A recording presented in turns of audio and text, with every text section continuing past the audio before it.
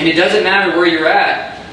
Because Acts 2:21, and it shall come to pass that all who call upon the name of the Lord shall be saved.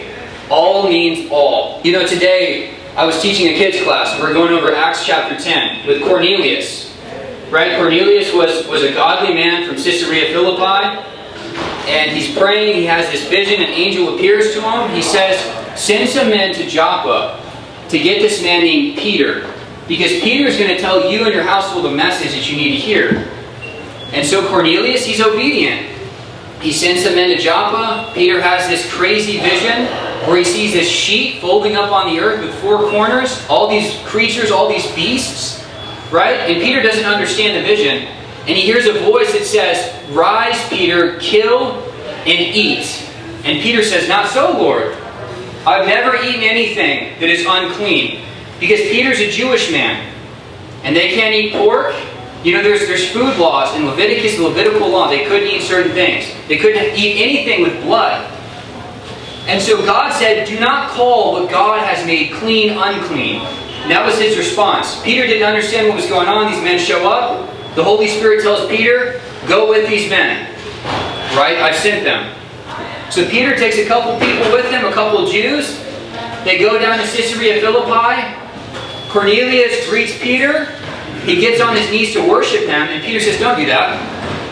I'm just a man. Don't worship me.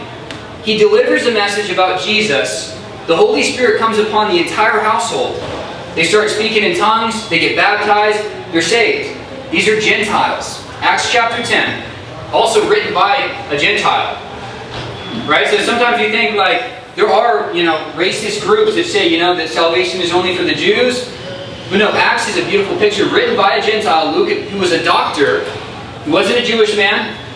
Cornelius gets saved. His entire household gets saved. And Peter, he understands the vision.